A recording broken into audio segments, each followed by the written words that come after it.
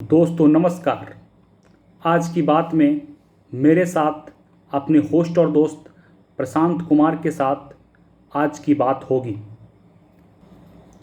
आज सबसे पहले बात होगी दिल्ली के उप मुख्यमंत्री और आम आदमी पार्टी के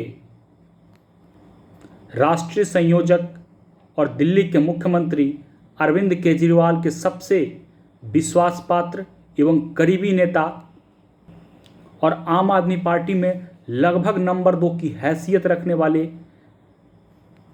मनीष सिसोदिया के घर सीबीआई रेड की।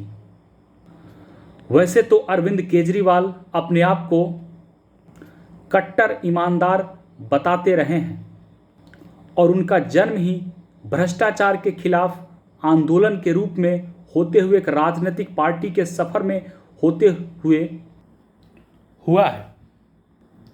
लेकिन सवाल अब उनके निष्पक्षता एवं क्रेडिबिलिटी पर है। वैसे तो आम आदमी पार्टी खुद को पाक साफ एवं भ्रष्टाचार विरोधी बताती रही है और वह यह भी तर्क दे रही है कि पहले भी रही है।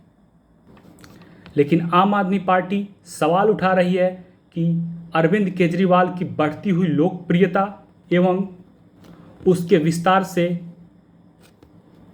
देश के प्रधानमंत्री और भाजपा के सर्वोच्च नेता श्री नरेंद्र मोदी जी डर गए हैं एवं घबराए हुए हैं।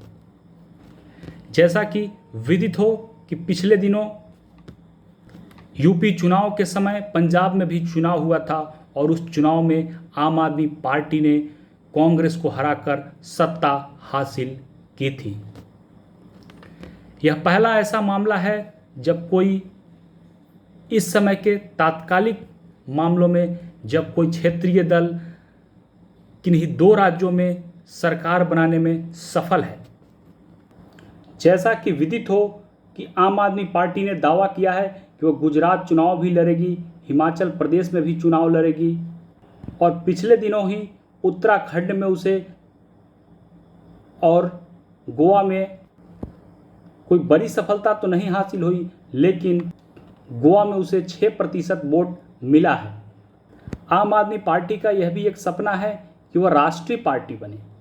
इसके लिए शर्त है कि किन्हीं 4 राज्यों में 6% से ज़्यादा वोट होना चाहिए। 2 राज्यों में उसकी सरकार है और गोवा में 6% वोट उसने प्राप्त कर लिया है।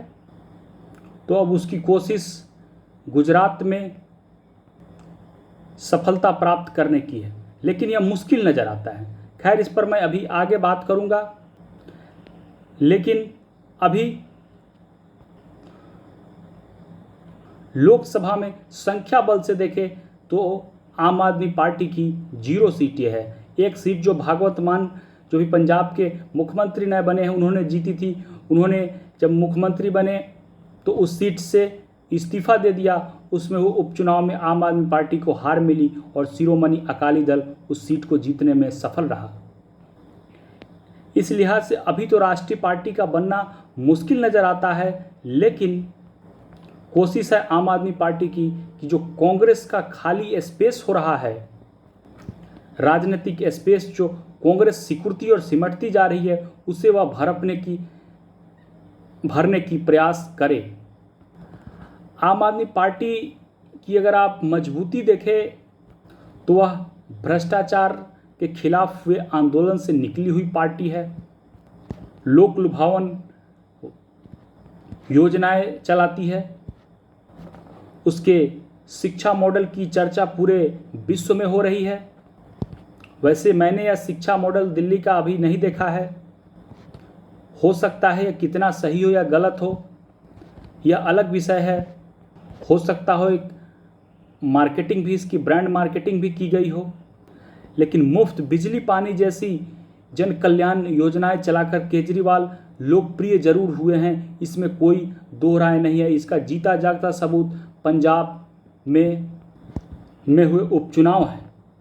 माफ़ कीजिएगा, उपचुनाव नहीं बल्कि चुनाव हुआ जो 5 साल पर सरकार बदलती है, उसमें आम आदमी पार्टी ने मजबूती से जीत हासिल की। लेकिन यह बात मुश्किल नज़र आती है कि वह नरेंद्र मोदी के विकल्प बन जाएंगे। सीटों के लिहाज से देखें तो अभी दिल्ली के 7 और पंजाब के 17 जोड़ दिए भी जाए तो 24 सीटों पर लड़ने की स्थिति में आम आदमी पार्टी है। इसलिए मुझे नहीं लगता कि 2024 का चुनाव नरेंद्र मोदी बनाम अरविंद केजरीवाल होगा। इसकी दूर दूर तक कोई संभावना मुझे एक राजनीतिक पंडित होने के नाते नज़र नहीं आती है। हाँ, यह जरूर है कि केजरीवाल पहले से ज़्यादा लोकप्रिय हुए हैं, उनका पार्टी का फैलाव एवं विस्तार हुआ है, राज्यसभा में सीटों की संख्या बढ़ गई है, एक पूर्ण राज्य उनके हाथ में आ गया है। लेकिन इसका यह मतलब नहीं कि वह नरेंद्र मोदी के सामने जाकर खड़े हो गए हो और उन्हें कोई चुनौती पेश कर रहे हो। उनकी अभी भी प्रधानमंत्री बनने की जो एक सर्वे हुआ है उसमें 5 से 7% लोग ही अरविंद केजरीवाल को प्रधानमंत्री देश का देखना चाहते हैं। वहीं नरेंद्र मोदी को लगभग 52% लोग देश का प्रधानमंत्री देखना चाहते हैं। तो यह आंकड़ा काफ़ी अपने आप में फ़र्क साफ करता है कि दोनों के बीच अभी कितना फ़र्क है, और यह फ़र्क मुझे लगता है चुनाव तक भी बरकरार रहेगा। तो इसलिए नरेंद्र मोदी को अभी कोई चुनौती नहीं है 2024 में कोई बहुत बड़ी कि